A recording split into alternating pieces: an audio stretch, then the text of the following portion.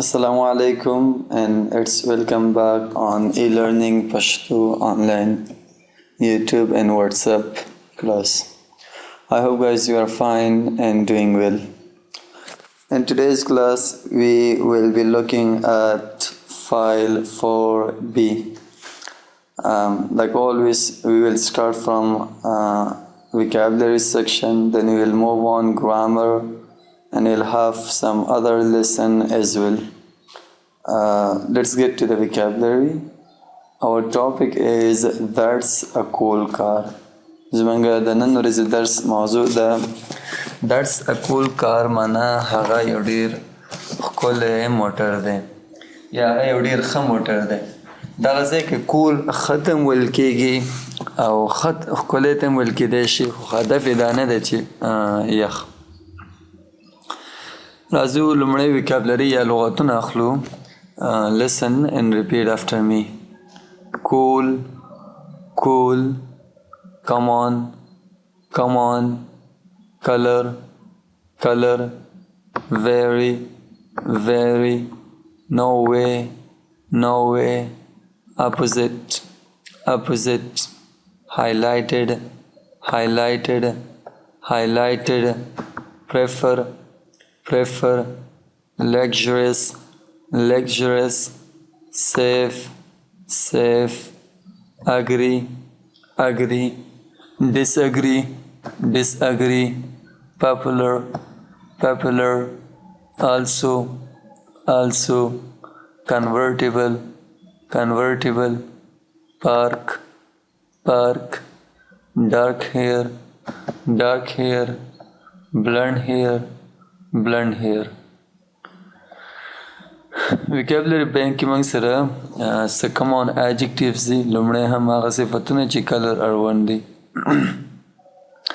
black, black, blue, blue, brown, brown, green, green, grey, grey, orange, orange, pink, pink, red, red, white, white, yellow, yellow.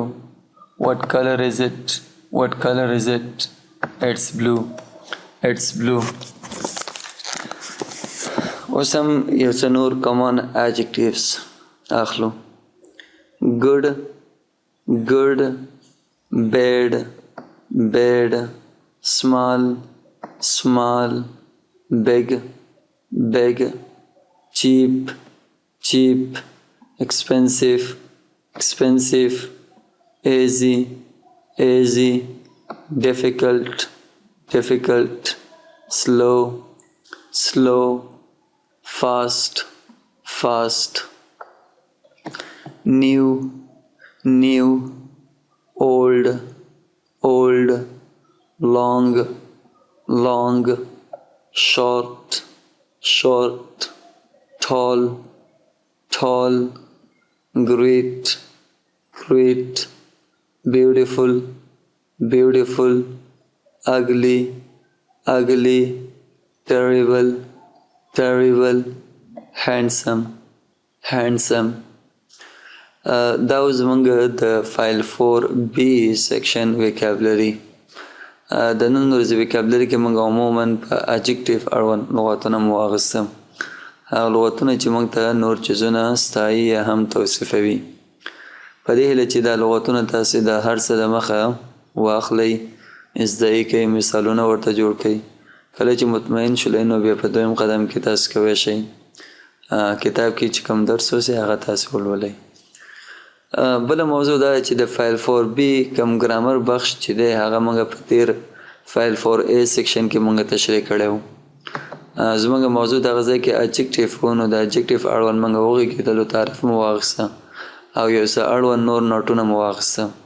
په ضمن کې possessive adjective چونکې د تیر درس موضوع نو هغه هم موږ په تیر درس کې بیا تشریح کړی و. نو تیره ویډیو تاسې وګورئ او د adjective اړوند لږ څه تشریح چې موږ ورکړي هماغه ځای نه زده کوئ. نوټونه ما درته بیا هم راغیستي دي.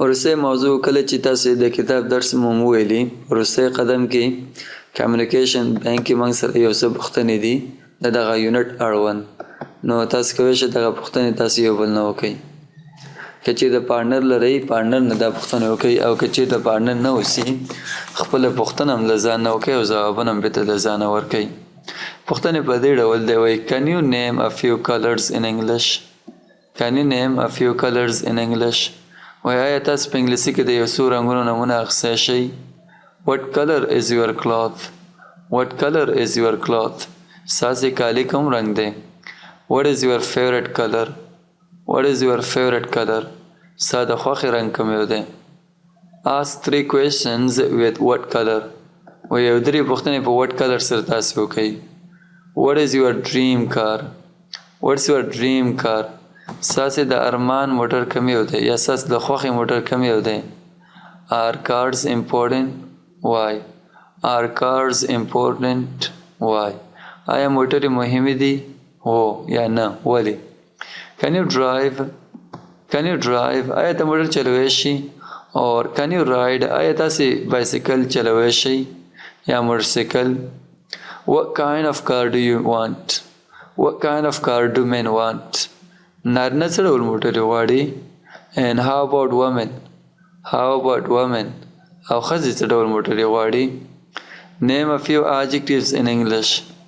name a few adjectives in English په انګلیسي کې د یو څه صفتونو نومونه واخلئ can you define